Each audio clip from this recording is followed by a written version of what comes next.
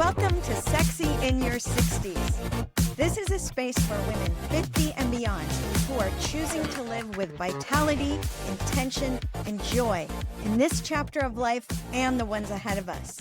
I'm your host, Devora Citron, registered nurse, National Board Certified Health and Wellbeing Coach, and Plant Strong advocate. On this podcast, we explore what truly helps women thrive in midlife and beyond through evidence-based health insights, real stories, practical strategies, and the deeper sense of meaning that makes life feel rich and connected. I intentionally chose the title, Sexy in Your 60s. When I use the word sexy, I'm not talking about sexuality or how we're seen. I'm talking about energy, confidence, presence, curiosity, purpose. Sexy is how you feel in your body. Sexy is how you move through the world. Sexy is knowing who you are and choosing how you want to show up. I believe this stage of life isn't about winding down. It's about waking up. Not in your 60s? You're still invited to join us. Each episode is designed to support you not just in how you live, but in how you feel in your body, your relationships, and your life. I'm so glad you're here. Let's begin.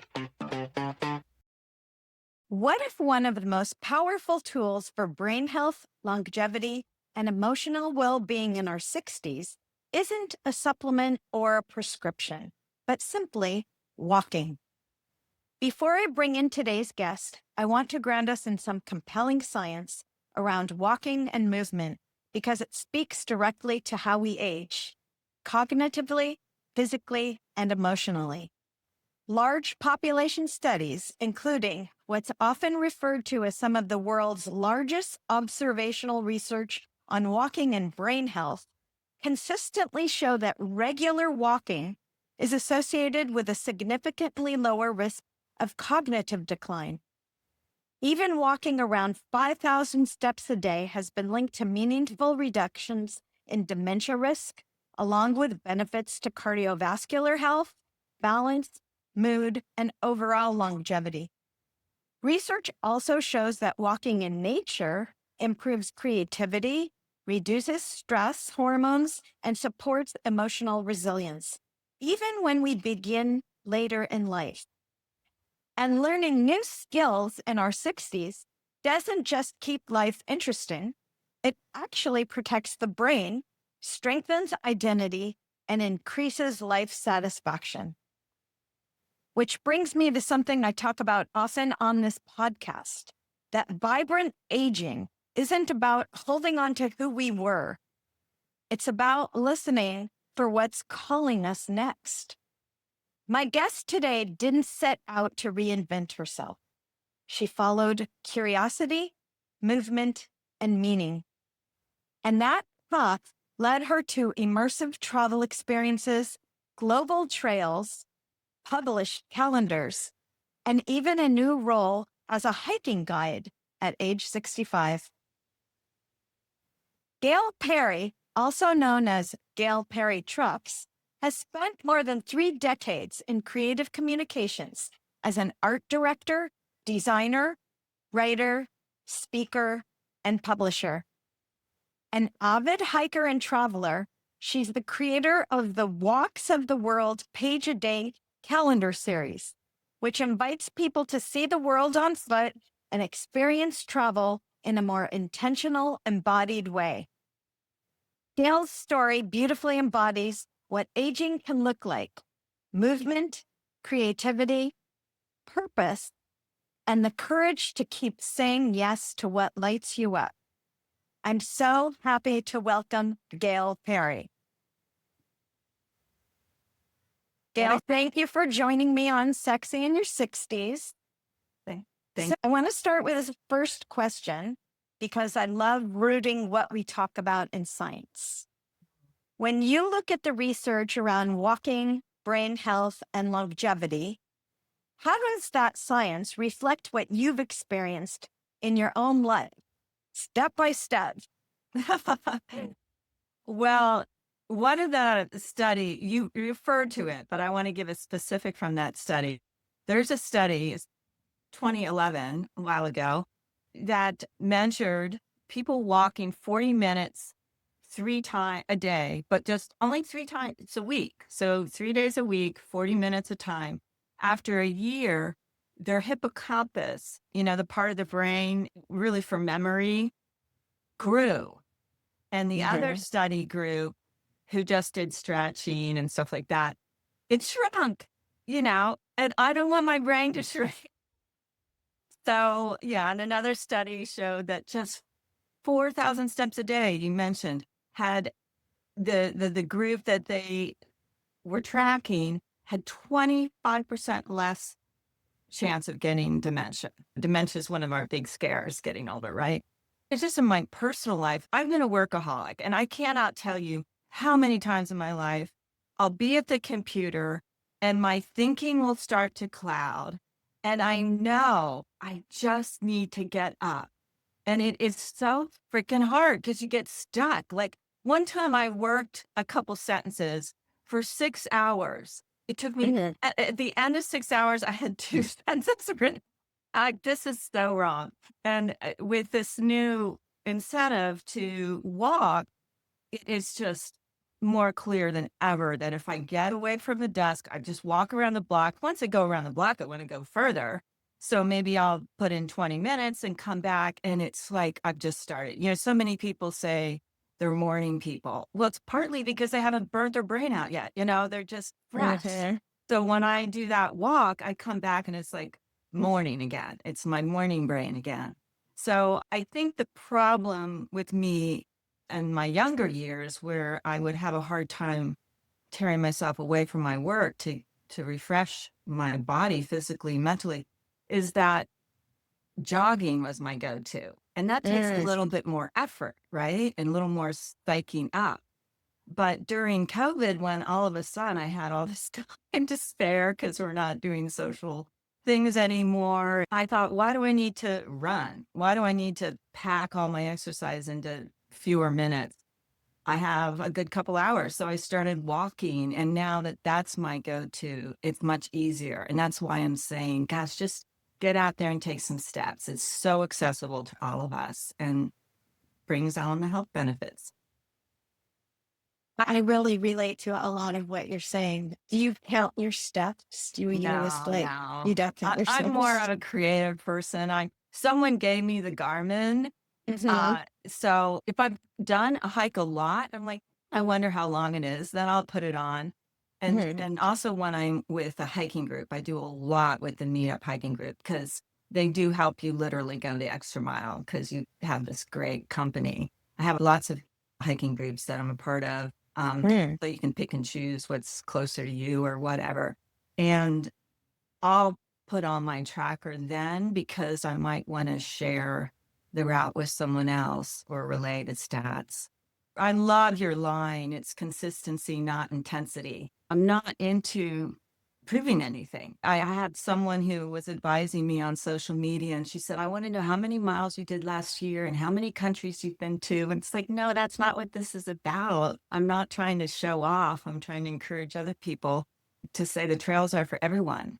There are accessibility issues, but most of us can put one foot in front of the other. So that's why it's just so healthy, just something to really get excited about. I think that's great. I know I should probably let go of my nursing brain where I'm always charting everything. Huh? And I have always tracked ever since there was availability of these trackers. I've always tracked my steps, my activity, which I actually like because it Yeah. encourages me and motivates me. But I also think that it's such a healthy thing spiritually and emotionally to not worry about how many steps you're taking, but to just be present and appreciate that experience on that level. We know that when we're walking, we're improving our circulation and our mobility and we're getting oxygen in. And there's that whole concept of forest bathing, which I love. Yeah. It is a personality thing, I think, whether you I want to chart it out or keep a journal or whatever.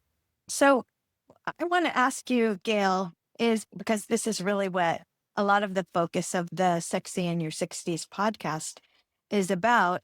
Can you share a little bit about the evolution of this journey? And did you intentionally recreate yourself in your 60s, or did this chapter of Gail Perry Treks just unfold more organically? Well, the more I think about it, the more I realize how rooted it is in my childhood. I mean, Mm. it feels like, wow, this is a new passion. I had a pretty disjointed family. Of course, I didn't know this at the time, but at home, my sister was there for me. She was my lifeline. But I didn't have much to do with my parents, even though I thought they were great parents. There was a family of six, and my dad was always working. My mom was always in the kitchen, whatever.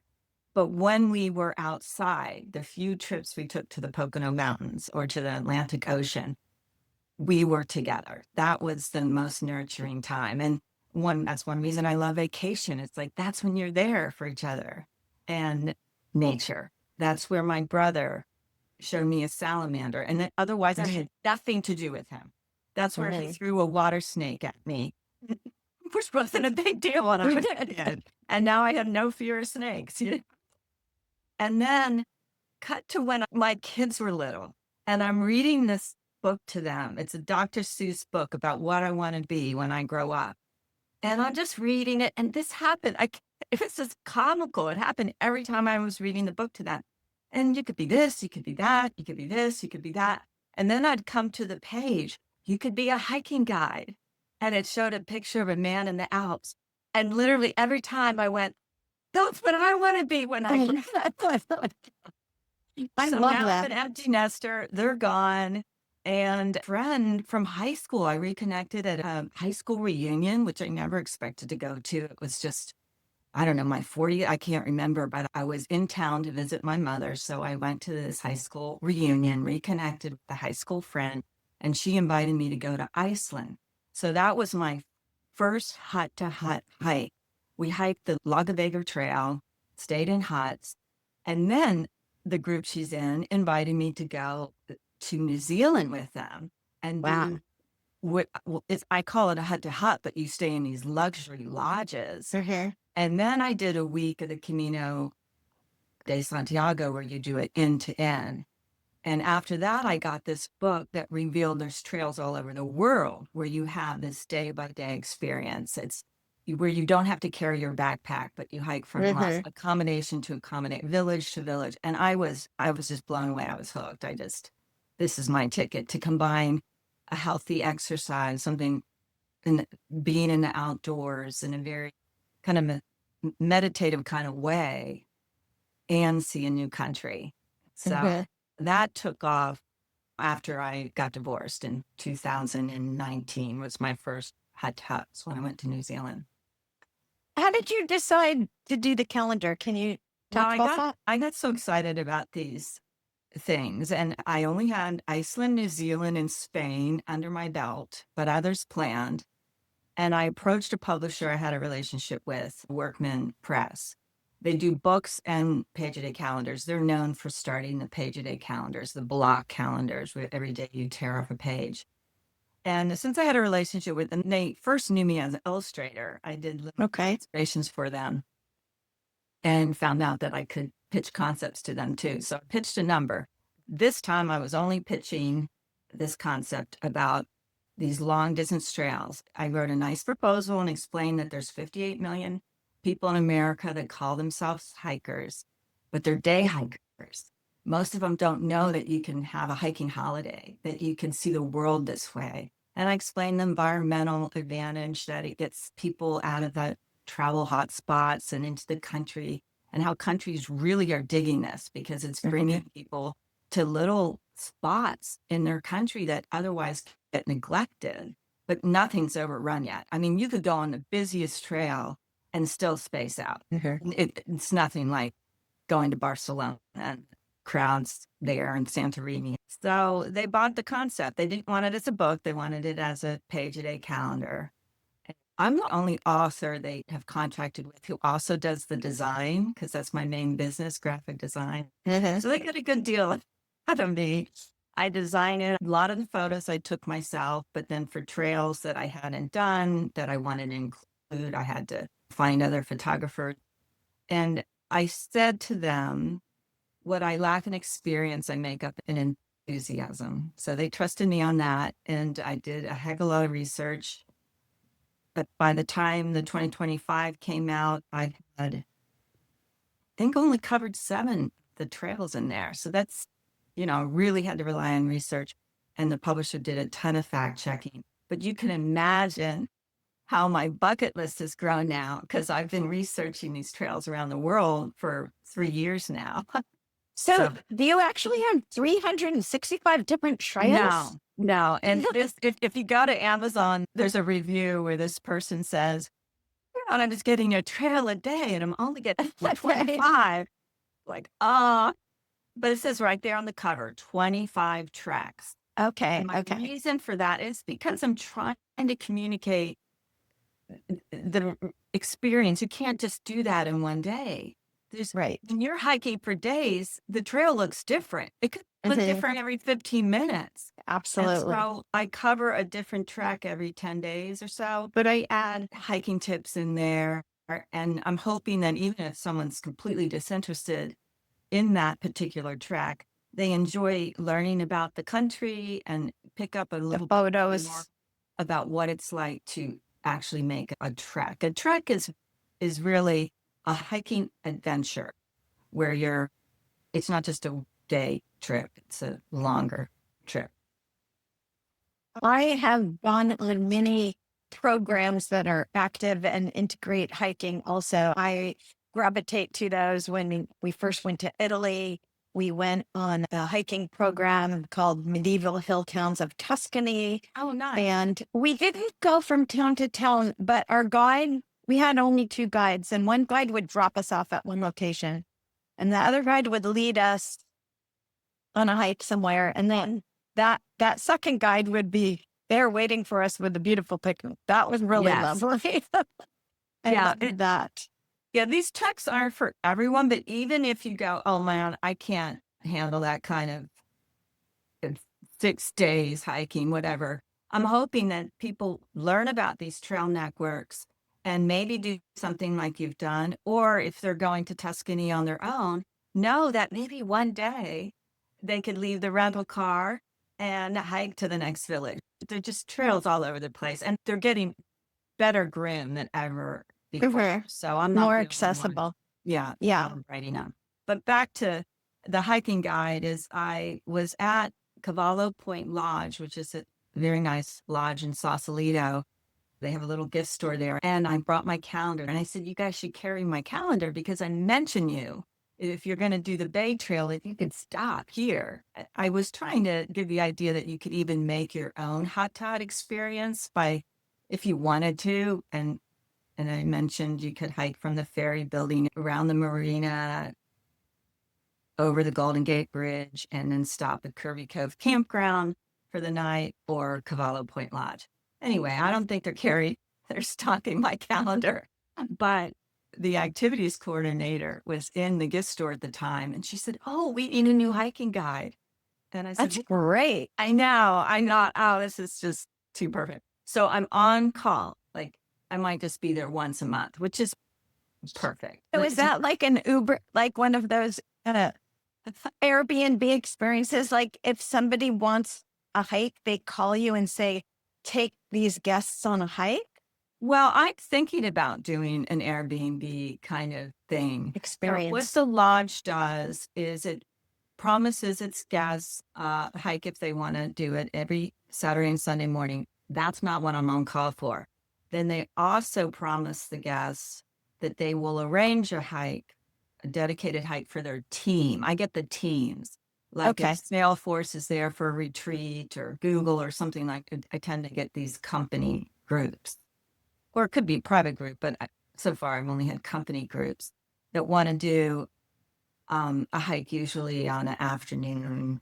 It's a different time than their usual morning hikes on Saturday and Sunday. They're very nice people over there. They call me and say, hey, can you take this one on? And I have about 10 people that I take on a little hike. They're not that Yeah. strenuous, but it's so rewarding. Once there was this woman who didn't think she could do it. She was just there for the team and she was going to stay behind. And the woman who hired me for this gig talked her into going, which I was glad to see. And it was neat to see her. Oh, you can do it. You can do it. So the woman did it. And when we were kind of lower down, I pointed out where you could see the little people walking up on the hill. And I said, that's where we're going. She panicked. She's like, that's too far. I can't do that. And then I said, oh, maybe we're not going that far. You had to ease her into it. Anyway, we went that far and it was wonderful. And then when we came back, she was so proud of herself. And she said, my husband has been asking me to hike with him for years, and now I'm going to say yes.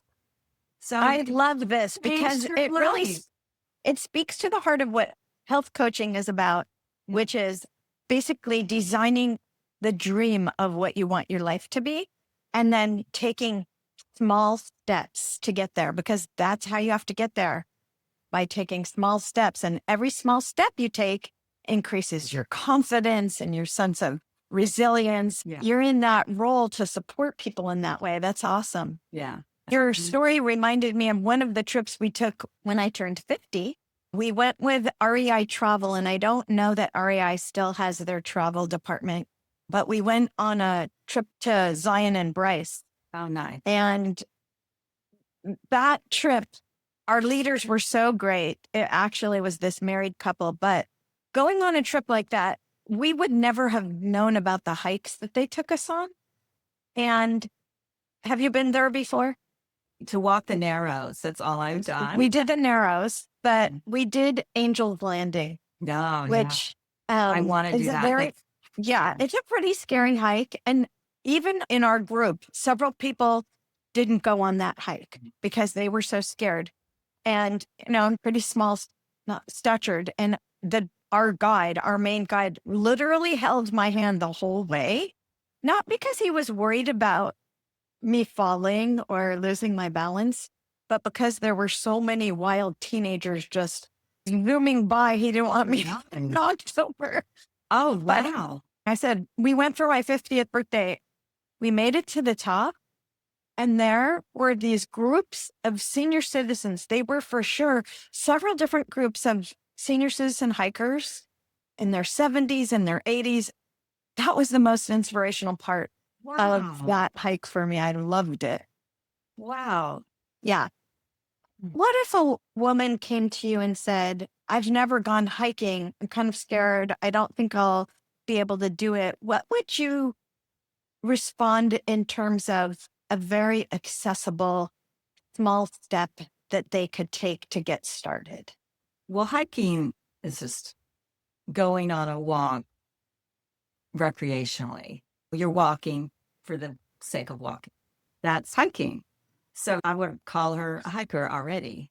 I live in the East Bay. The East Bay Regional Parks has the largest trail network of any park system in the country. So I am very lucky. I say the trails are for everybody and I try to make them accessible. But of course, not everyone has the weather I have, and not everybody has trails they can get to so quickly. So that's why I say just walk around the block if that's all you can do. If you're in an apartment complex, use the stairs instead of the elevator sometimes. You're not going to get the nature, but you're going to get the cardiovascular benefits and possible dopamine lift. I think people are aware of the studies you mentioned. They're so compelling that just walking. Now, I will say, in addition to that, I recognize it is more challenging for some people. They have to get in the car to get to a decent trail where I could go outside my door. I realize it could be a little bit more effort for some people. You could actually walk wrong. I'm starting to get a little hip pain. Now, I know you've been through a lot. Saw a personal trainer and I said, hey, can you look at how I walk? He picked out 4 things I was doing wrong in my walk. And I would encourage people to, if they are having aches and pains as they walk, definitely consider what shoes you're wearing and maybe have a personal trainer or physical therapist watch you because it should be comfortable. We're not talking, that's what's so great about it. It's comfortable.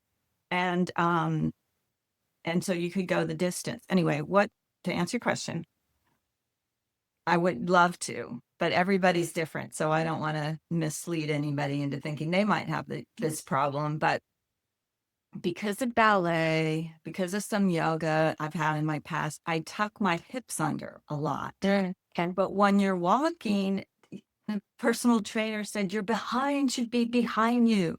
The way you're walking, you're not using your gluteus maximus. So it took me about a year of walking where I could feel that I had a little arch in my back and my butt was sticking out, and I could feel that I was actually using my butt muscles.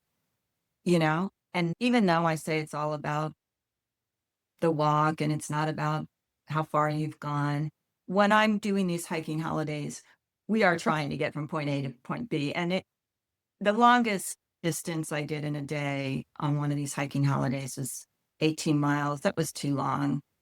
13 miles when it's relatively flat is comfortable for me when you have all day. If you're doing higher elevation, it would be like 7 miles. Sometimes I will start walking faster because, I have a distance to go. The personal trainer said my steps were too big. If I want to go faster, I have to move my legs faster. Don't put your foot out too far ahead and land hard on your heel because that puts shock waves up your leg. You need to take the steps that are right for you, smaller steps, and roll off your front toe and follow it through. Those are the two main ones. Well, thanks for sharing that. I have, as you're a little bit aware of, had way too much experience with surgeries and back problems and hip problems.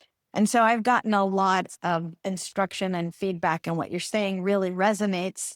And I know posture is so important too, because you want to have very good posture. Your breathing's going to be optimized with good posture. With good posture, you're going to be using your muscles correctly. Right. Just like you said, to be mindful of using your butt muscles, basically. And if you don't know how to do that, I mean, one of the things I do is I just squeeze one at a time to bring awareness. Oh, this is where I'm supposed to do, because that in itself can help your posture. Some people walk bent forward and then you're really ruining your back. So as automatic and almost unconscious walking is for us, that it's actually a really helpful thing to get a second pair of eyes and educated pair of eyes to give you some feedback. When I was young, I used to run also, and running coaches come and videotape you so they can show you about your form. It's the same thing for walking. I also live in the same geographic. That's right. Yeah, swimmers, no matter how good they are, they have people look at their stroke. It's funny that we never think about that with walking. In my meditation practice and my mindfulness practice, one of the things we do is mindful walking. Anybody can try this. You walk very, very slowly, one step at a time, and you become aware of where the pressure is on your foot as you're taking the next step. And you think about what's going on in the rest of your body. Well, we don't think about that when we're walking because it doesn't really work exactly the same way, but it sure brings awareness to the mechanics, That nice that you mentioned that, because I actually posted something this morning. I called it meditation for the restless. I am too restless to sit and meditate. I just fail. But when I walk, it feels like meditation, and that my mind clears and I just have that peace and ideas. Yeah. But I have found that once I started doing what this personal trainer advised me to do, it became almost faster to have my mind empty, because I'm thinking about rolling off my toes. I'm thinking about the motion and the breathing, and it's very much like meditation. I also live in the same geographical area you do, and really appreciate that there are so many walks that I can get to very easily, really within a 10-minute drive. But I also live in a neighborhood where I can take a beautiful walk just right from my front door. I think about the fact we have 3 adult kids and some adorable little granddaughters, and no one lives near us. They all live in urban areas. And it's very different to do urban walking. It's not like you can't get the exercise. I do love being in nature, and there's a lot of nature around. And I love the idea of the forest bathing. Have you Right. done some learning about Well, forest bathing? I have. I've written about it even. In forest bathing, it's not so much about the movement. It's just being in the forest. I have to move. Sorry. The one place where I will sit still so happily is if my feet are in the river, the cold water, whether it's a mountain Mm. lake or a stream. That cold water therapy, I don't have to get entirely in it. I just my Is that why feels. you liked walking in the Narrows? Oh my gosh, I was in. Oh my gosh, yes, I had my cold water and I had my hike together. Oh, it's so great. Yeah. Hmm. So I do have a lot of arthritis in my toes, and that's one reason I was not rolling off my toes. And the personal trainer said, you have to ignore that. You use it, it might hurt. Eventually, your little toe muscles will hopefully cushion those joints. It's not that I'm entirely without aches and pains, but you have to keep moving. You just, I'm so glad that you mentioned that about your arthritis, because I think that a lot of people probably start to accumulate their reasons they can't do things, and exactly. they narrow their options. And movement is medicine, like you're saying. And I know for me, I have to do walking several times a week for my back, for my hips, for everything, but especially for those things, because I will start to stiffen up and they'll start to hurt. Yeah. And then I won't be able to do other things. And I need to do a combination of hilly walks and flat walks. And Yeah. luckily, I have access to both of those. But in our area, it's actually more challenging to find flat walks, Right. because it's less urban, you know. Yeah. But I when Can go I get ahead. back to the urban question? Okay. So I did live in New York City for 4 years, and I love it. You don't get in a car, well, unless you taxi, but I loved walking everywhere. So it wasn't nature, but it was stimulus like crazy because there's so many people and cool architecture, and who knows, you're going to hear a saxophone player outside of some window. Who knows what you're going to come across. So I like to say that people are nature too, you know? I love that. I And love New York City. We're off to New York City in 2 days, and oh, I've wow. spent a lot of time there. And I actually love keeping track of my steps and my miles, but you don't have to worry about getting exercise when you're Yes. in New York. No. You just, Suburban walking does count. And of course, Mhm. cities are doing more and more with green spaces, and people Yes. just adore them and use them. You create them and people will come, like the Yes. Highland Way in New York City. And of course, there's always Central Park. Yeah, yeah. And it's not perfect, but hopefully city people there and elsewhere get on the Hudson line, for example, and get out to the countryside in the weekends. Um and as you know, as everybody's heard, there's no bad weather. There's just not the right clothes or whatever the expression is. You Yeah. do bundle up, do wear layers.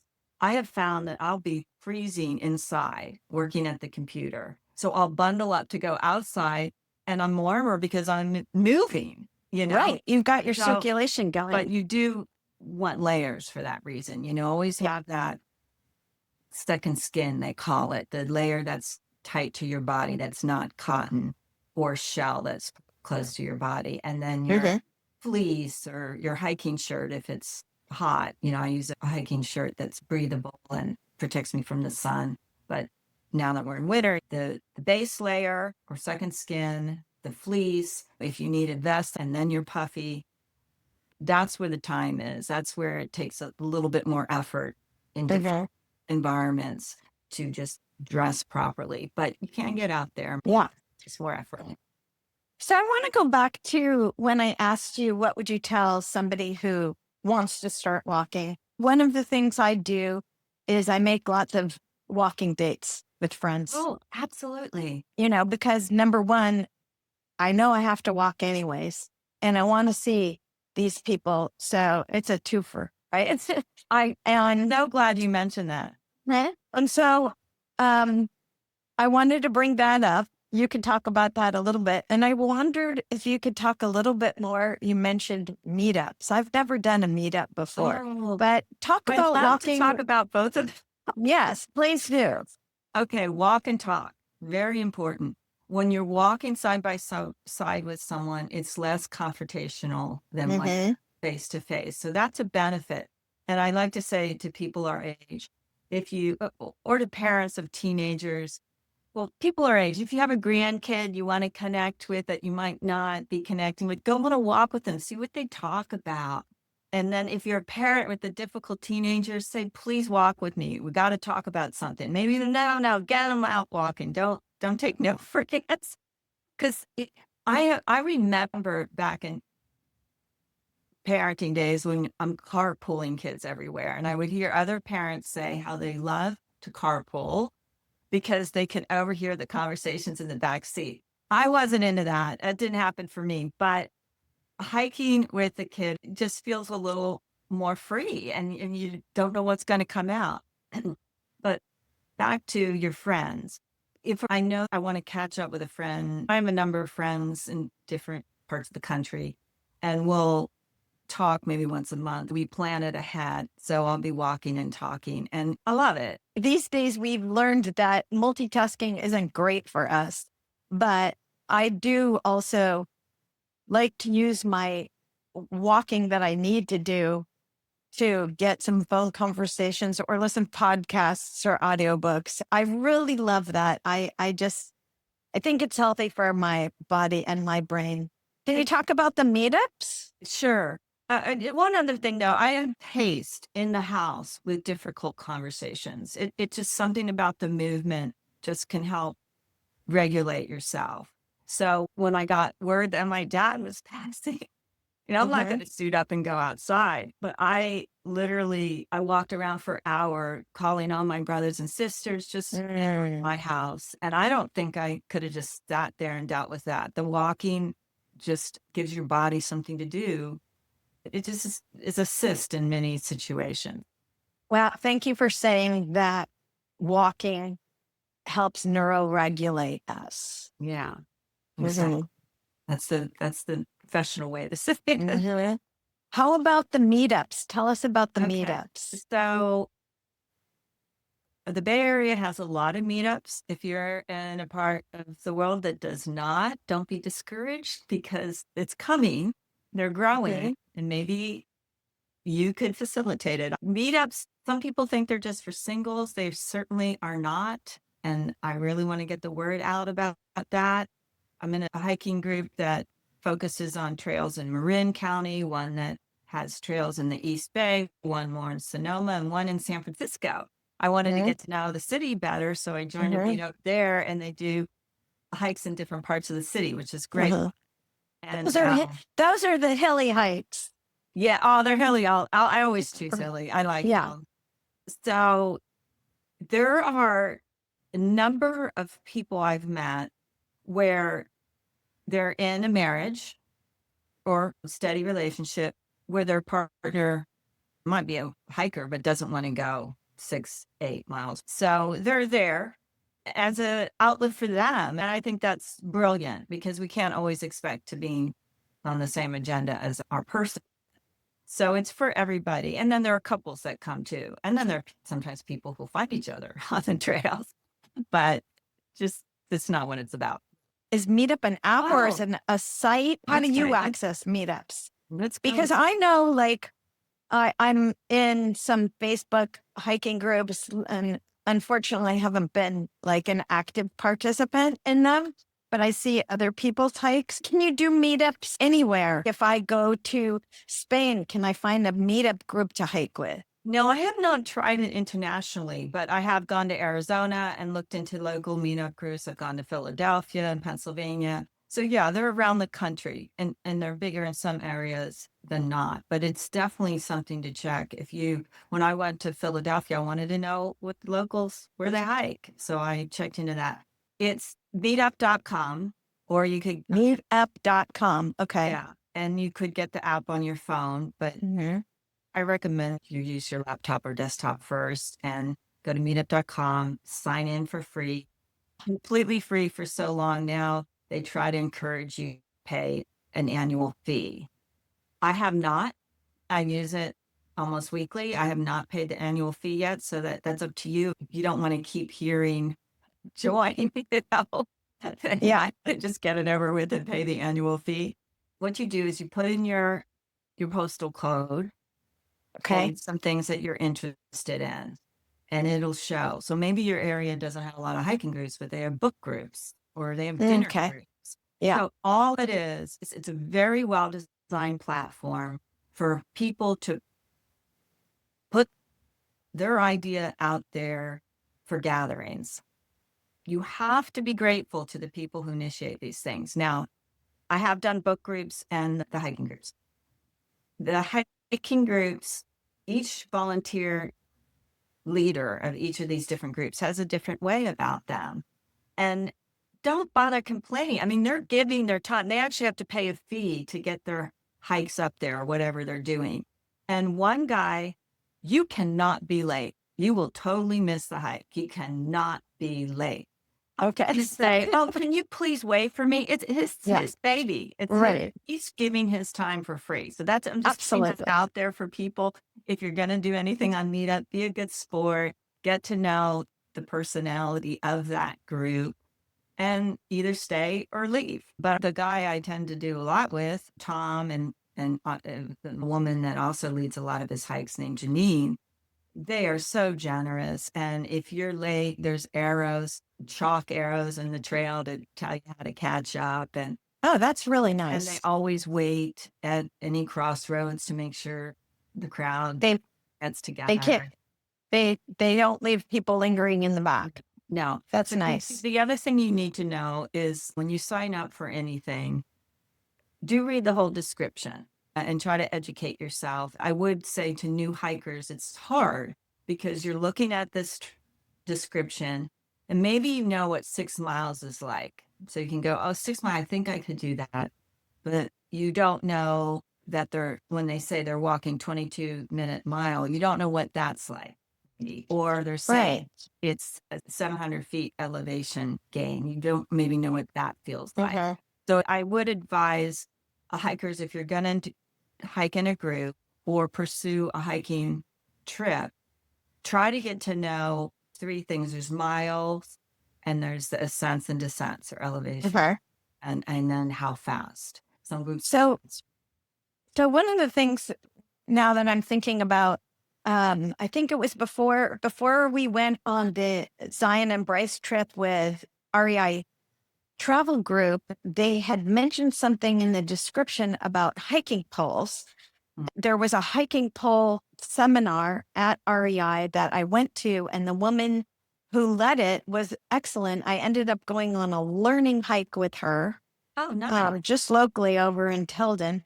And she brought all these hiking poles for us to try Oh, and lovely. taught us how to use the hiking poles, because I think probably most people don't know how to use No, them properly. no. Do you use hiking poles? The first trip I took them on was to the Alps. Absolutely have to. And now I use them because even on flat hikes, if it's beyond 4 miles, because my hands start to swell. Mm. With all the hiking I do, age related, not so great circulation issues, I guess.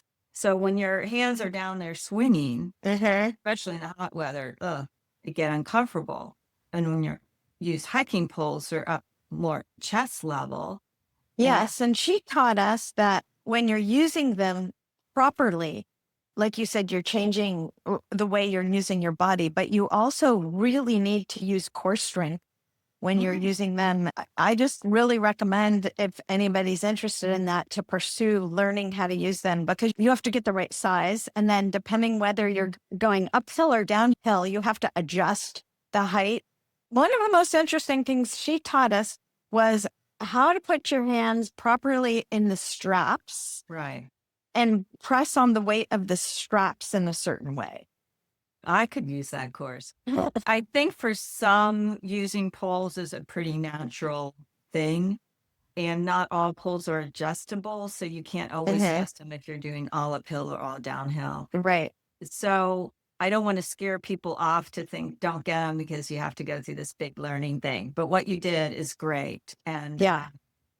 there are charts online based on your height, what pole you might use, but they're not always perfect because you might have longer No. legs and shorter body, so to Right. get a But they're person, pretty easy to travel with too. yes. And Yeah. do you have the collapsible ones? Yes, I do. But because I'm so short that I found it's better if I know I'm going to be needing them on a trip, I try to pack mine with me. Good. So, Yeah. so Gail, I want to go back to walking and connection Okay. because connection is such an important part of staying healthy as we age. And I have a history of being a school nurse and working with teenagers professionally for a very long time, but also have three of my own kids who were adults. And I want to say thank you for bringing up the fact that walking alongside someone helps reduce that friction if you're having kind of challenging conversation or intense conversation. And it just reminded me of how each of my kids are so different. With my oldest kid, I would go walking with him and he wouldn't talk a lot of the time. And I thought, okay, well, at least we're present and I'm here available if he wants Okay. to. And then my middle son, who now he walks a lot and he has two daughters that he walks them a lot, but he was a runner in high school. And I remember he said, I'm not walking with you. That's just a waste. Yeah. But my daughter, when she was in high school, and we would both be coming home at the same time from different high schools, I couldn't wait to get home and go for a walk with her because it was the way I would get her out of her room, away from her phone. And just like you were saying, I didn't really have to say anything. As soon as we started talking, she started unloading. Nice. That was just really nice. I think you find that relationships can unfold into a beautiful place of intimacy when you're walking. I'm even wondering as we talk if the environment in which we walk with someone else affects what we talk about. Yeah, You know? that's true. I'm glad you mentioned the three different kids, right? You have Yes. three children. Yeah. Because I don't want to put a guilt trip on any parent if they go walking with their kid and there's no magic because every kid is different. But it is definitely something to try and not just once, you try a couple times and maybe different environments. There are studies that show the pace matters too, that your thinking actually changes. If you walk a little faster, your thinking's faster. So you can even try going slower or faster and maybe have fun with your kid.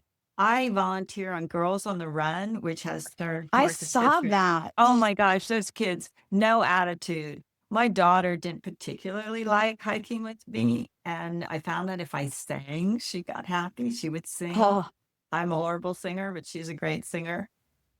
When she got into high school and started dating a hiker, she comes home and says, I'm so glad you made me hike with you because now I like it. Well, she right. She likes But the hiker. I thought it was interesting. She said, I'm so glad you made me hike with you because I didn't know I was making her. I didn't know she's that unhappy.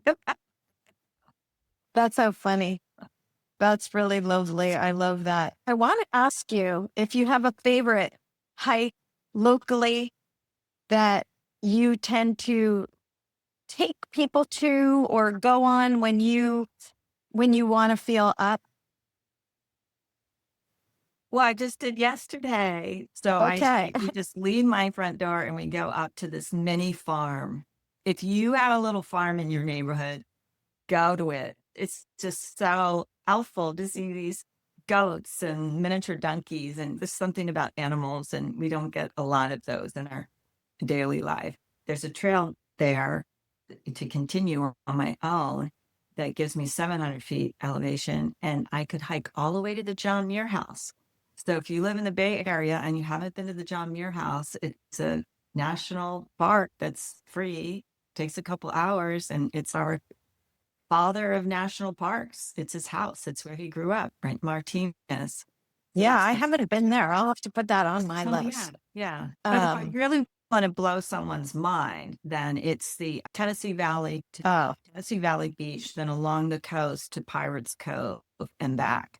So that along the Pacific coast. And that tourists do that. You get out of the city, hike. The other one is to start at the parking lot across from Mountain Home Inn. Don't bother making reservations at Muir Woods. Just park there, and then you walk down into Muir Woods and out.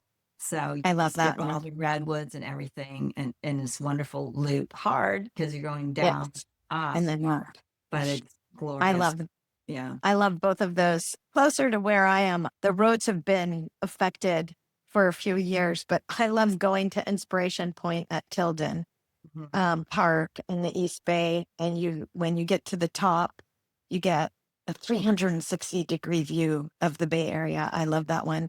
The other one I love, which you have to take a boat to, is Angel Island. Oh, I haven't done that but once. I've been meaning Yeah. there. Yeah. If you have friends who have a sailboat like we do, we don't have one, our friends do. Sometimes we sail there and then we do a walk around the perimeter, which is a good 5 miles.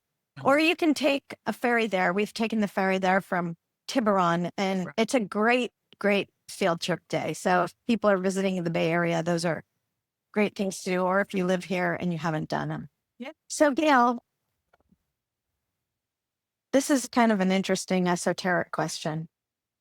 What's one walk, and it could be literal or metaphorical, that you hope women in their 60s give themselves permission to take? Mm, gives me chills. Mm. That is an emotional question. I didn't realize until the past couple years that if you've always called yourself a people pleaser, I have news for you. You weren't necessarily born that way. It's a learned skill that you don't necessarily need to keep anymore. So I always have said I'm a people pleaser. I was born that way. And when they said that, I just thought, oh my gosh, poor me. I was a people pleaser because our family was freaking stressful and I was trying to make everyone happy. Some people do that by becoming the funny kid. I tried to just make everyone happy all the time. Then I felt sad for myself. And then I quickly got over that and realized, oh my gosh, I don't have to be a people pleaser anymore. Then I started to get a little horrified, realizing that people can make their own decisions. I don't have to just try to make them better all the time. I realized I'm worrying about what people think too much because I'm trying to please them. All of a sudden, I feel like I'm growing up finally. So I guess that's what I would say. This walk to not You don't have to be a people pleaser, certainly in our 60s. And it's not that you don't care. I mean, you're growing in empathy, hopefully, always. Every fiction book we read, every shooting that we hear about, it pierces our hearts and we become bigger empathetically. But this idea of having to make everyone in our circle happy or carry conversations or worrying about if people are mad at us, I realized that was all part of people pleasing that I'm taking a step away from. Does that make sense? So much. I really appreciate your honesty and your vulnerability in saying that, because I think so many of us women, as we pass through these developmental stages, and if we've raised kids, our kids are launched in some shape or form. They may or may not be partnered, but we're shedding roles that we held on to for so long. And me being a nurse, and now I'm a health coach, I really relate to what you're saying, because it was always me taking care of people and me organizing things. I feel like right now it takes a lot of effort and learning to focus on ourselves and our own needs. If we were always focusing and paying attention to everybody else's. I really appreciate that response. Thank you. So, as we wrap up, I want to linger on something Gail's story makes so clear. Walking isn't just movement, it's a way of inhabiting our lives. When we walk, especially when we walk with intention, we're not rushing past ourselves. We're choosing to move forward step by step with curiosity instead of urgency. Walking becomes a way of remembering who we are beneath roles, expectations, and timelines. For many women in their 60s, walking is also an act of reclaiming identity. It says, I trust my body. I'm still going places. I'm allowed to explore outwardly and inwardly. Gail reminds us that purpose doesn't always arrive as a grand plan. Sometimes it begins as a simple practice, putting one foot in front of the other and discovering that the path itself reshapes us. And that brings me to the question that I ask every guest because it sits at the heart of this podcast. Gail, when you think of this chapter of your life, what does sexy mean to you now? I think just being myself, definitely being healthy, not being insecure, holding on to my sense of self, my self-respect, and not letting anyone make me feel small. I'm smart in my creative field. I'm good at what I do. I think that's sexy. I think that you exude so much confidence and energy and excitement and that glow. The reason why I intentionally chose that title and that word is because it's time for us to lean into it and to redefine what it means for us and to give us something exciting to move forward towards. Definitely sexy is being alive and going toward the thing that lights you up. Like you said. And you're doing it. Thank you. You are. So Gail, tell us before we finish up, how can listeners connect with you? I do have a website, Gail Perry Treks, because I'm into the trekking. And my Instagram is the same thing, at Gail Perry Treks. Follow me on Instagram, post a lot there. My Walks of the World calendar is on sale on Amazon and through my site, Gail Perry Treks. I'll put links to all those things in the show notes. Thank you so much for joining me today, Gail. We had so much to talk about. Well, thank you. Good luck to you as you grow this podcast. It's been a pleasure to listen to. I'm going to have you back. Thank you. Thank you so much for spending this time with us. If today's conversation resonated with you, I invite you to take the next gentle step by downloading the Sexy in Your 60s Starter Guide, a free resource designed to help you reflect on what supports your energy, vitality, and sense of connection in this season of life. You'll find it linked in the show notes or at slant2plants.com/starter-guide. You can also explore more of my work, including health coaching, plant-forward nutrition, and resources for vibrant living at slant2plants.com. And for the ultimate transformation, join the Sexy in Your 60s coaching experience at sexyinyour60s.com. If this episode spoke to you, please consider following the podcast, leaving a review, or sharing it with someone who might need it right now. That's how these conversations continue to grow. Until next time, take care of yourself, stay curious, and stay boldly, beautifully sexy, exactly as you are.